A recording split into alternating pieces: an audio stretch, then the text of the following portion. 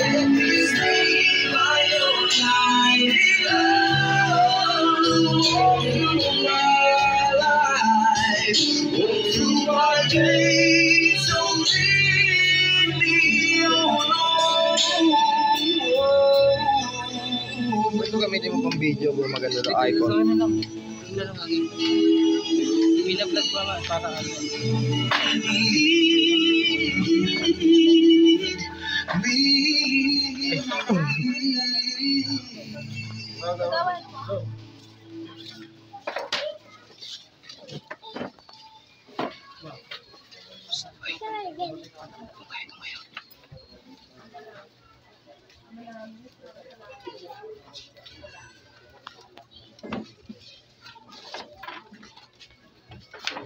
Ama namin sumasalangit ka, sambahin ang ngalan mo, mapasa amin ang kaharian mo, sundin ang loob mo sa lupa para ng sa langit. Bigyan niyo po kami ng aming kakanin sa araw-araw. At patawarin mo niyo sa aming mga sala. Para ang pagkatawad namin sa nakakasala sa amin. At huwag mo kami pagtulit sa tukso at bigyan mo kami sa masama. Amen.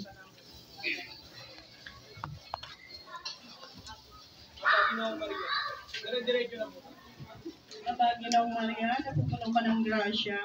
Ang Panginoon Diyos ay sumasa sa iyo, bukod kang pinagpala sa babaeng lahat, pinagpala naman ang iyong anak na si Jesus. Santa Maria, Ina ng Diyos, ipanalangin mo ang mga kasalanan, ngayon at kung kami mapatay. Amen. Ginong Maria, napupuno ka ng grasya. Ang Panginoon Diyos ay sumasa sa iyo, bukod kang pinagpala sa babaeng lahat, pinagpala naman ang iyong anak na si Jesus. Santa Maria, Ina ng Diyos, ipanalangin mo ang mga kasalanan, ngayon at kung kami mamatay. Amen. Ginong Maria, napupuno ka ng grasya. Ang Panginoon Diyos sumasa sa iyo. Bukod kang pinagpala sa babaeng lahat, pinagpala naman ang iyong anak na si Jesus. Santa Maria, Ina ng Diyos, ipanalangin mo ang mga kasalanan, ngayon at kung kami mamatay. Amen. Ginong Maria, napupuno ka ng grasya. Ang Panginoon Diyos sumasa sa iyo. Bukod kang pinagpala sa babaeng lahat, pinagpala naman ang iyong anak na si Jesus. Santa Maria, Ina ng Diyos, ipanalangin mo aming makasalanan, ngayon at kung kami mamatay. Amen. Ginong Maria, napupuno ka ng grasya. Ang Panginoon Diyos ay sumasa sa iyo. Bukod kang pinagpala sa babaeng lahat, pinagpala naman ang iyong anak na si Jesus. Santa Maria, Ina ng Diyos, ipanalangin mo aming makasalanan, ngayon at kung kami mamatay. Amen. Ginong Maria, napupuno ka ng grasya. Ang Panginoon Diyos ay sumasa sa iyo. Bukod kang pinagpala sa babaeng lahat, pinagpala naman ang iyong anak na si Jesus. Santa Maria, Ina ng Diyos, ipanalangin mo aming makasalanan, ngayon at kung kami mamatay. Amen. Ginong Maria, napupuno ka ng grasya. Ang Panginoon Diyos sumasa sa iyo. Bukod kang pinagpala sa babaeng lahat, pinagpala naman ang iyong anak na si Jesus. Santa Maria, Ina ng Diyos, ipanalangin mo kaming makasalanan, ngayon at kung kami mamatay. Amen. Ginong Maria, napupuno ka ng grasya. Ang Panginoon Diyos sumasa sa iyo. Bukod kang pinagpala sa babaeng lahat, pinagpala naman ang iyong anak na si Jesus. Santa Maria, Ina ng Diyos, ipanalangin mo kaming makasalanan, ngayon at kung kami mamatay. Amen. Ginong Maria, napupuno ka ng grasya. Ang Panginoon Diyos sumasa sa iyo. Bukod kang pinagpala sa babaeng lahat, pinagpala naman ang iyong anak na si Jesus. Santa Maria, Ina ng Diyos, ipanalangin mo kaming makasalanan, ngayon at kung kami mamatay. Amen. Ginong Maria, napupuno ka ng grasya. Ang Panginoon Diyos sumasa sa iyo. Bukod kang pinagpala sa babaeng lahat, pinagpala naman ang iyong anak na si Jesus. Santa Maria, Ina ng Diyos, ipanalangin mo kaming makasalanan, ngayon at kung kami mamatay. Amen. Luwalhati sa Ama, sa Anak, sa Diyos, sa Espiritu Santo. Kapakulang sa una, ngayon magpakailangan at pasawalang hanggang sa nawa. O Jesus ko, patawarin mo ang aming mga sala. Iligtas mo kami sa huli ng impyerno. Hanguin mo mga kaluluwa sa purgatorio, lalong higit sa walang nakaalala. Katamis-tamis ang puso ni Jesus, iligtas niyo po kami. Pagkalooban niyo po na kapayapaan ng buong daigdig, lalong-lalo ng bansang Pilipinas. At pagbalik-lobin niyo po kami mga tao makasalanan. Ituro mo po sa amin ang daan patungo sa iyo. O aming Ina, Kamilukuban ng iyong mapagpalang puso na ubod ng linis. Bakit kayo nagsisipagtulog? Hindi ba't ninyo alam? Sa ilang sandali na lamang, ang anak ng Diyos ay darapin at pasasakitan. Ito ang mga katagang bintawan ni Jesus sa kanyang dalawang alagad na sinama upang manalangin. Matapos ang katagang iyon, hindi malayo sa kanilang kinaroroonan, ay siyang merong papalapit sa kanila. Isang pulutong na ilaw na siyang pinagbibilangan ng mga parit pantas, siyang tunay na pinungunahan ni Judas. At nang sila'y magkaharap, sinabi ni Jesus sa kanila, "Anong dahilan na kayo'y naparirito? Ako ba'y isang tulisanong magnanakaw ninyong darakpin? Kayo'y nariritong may dalang tibak at kadena. Ito ang ikalawang banal na misteryo ng hapis. Ang siyang naging dahilan kung bakit tinamo ni Jesus sa kanyang mahiwaga at kabanal-banalang katawan ang mahigit 5,466 na sugat na kanyang tinamo. Ang ikalawang banal na misteryo ng hapis, ang pagdakip at paghahampas sa ating Panginoong Jesucristo na nakagapos sa haliging bato.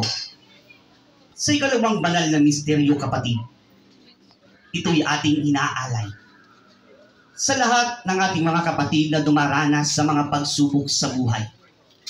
Mga suliranin na kung saan hindi natin alam dahil sa bigat kung paano muling babangon o ihahakbang ang ating mga paa. Nakalulungkot isipin, marami sa atin dahil sa bigat ng mga buhay o suliranin, tayo'y nagtatampo, tayo'y nagagalit at kine-question natin ang pagka-Diyos niya. Kapatid, naway sana sa gabing ito, dumating man o sandali, o muli man dumating ang mga hamong iyan sa buhay mo, muli mo bang kwe-questionin ng Diyos? Tulad ng sinabi ko kanina, muli mang bumalik o dumating ang mga hamon na iyan, muli mo bang kwe-questionin ang Diyos? Kasi kapatid, sa salitang muli, ibig sabihin, yung mga bagay na napakahirap dating iniisip mo, na imposible mong malalagpasan, ngayon di iyo na lamang tinatawanan. Masdan mo si Jesus. Bagamat hindi niya tayo kilala, bagamat hindi niya tayo kaano-ano, buong puso niyang tinanggap ang bawat sugat, ang bawat sakit para sa ating mga minamahal ng tao. Kaya't hayaan mo, sa ikalawang pagkakataong ito, ay tatanungin kita, karapat-dapat ba tayo sa buhay na hiram natin mula sa Kanya?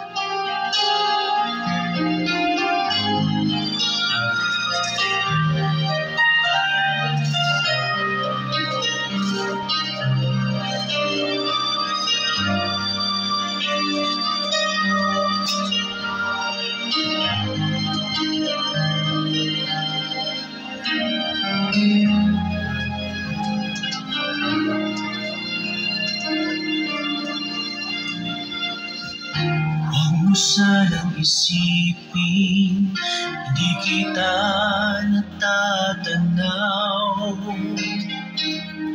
Huwag mo sanang isipin, iniwanan na kita. Lagi kang nakikita sa paglipas ng araw, at aking nalalaman ang iyong maturusan.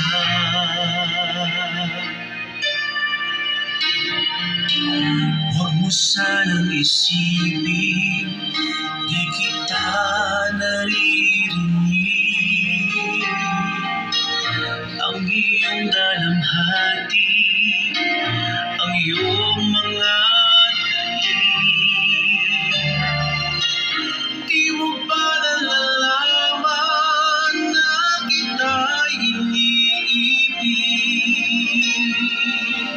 Bawat patak ng iyong luha ay aking nababati.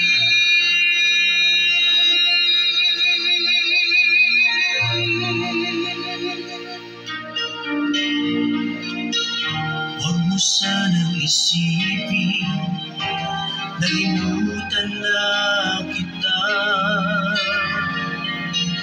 dahil ang iyong pangalan sa palad ko'y sinulat na. At kung ako'y kailangan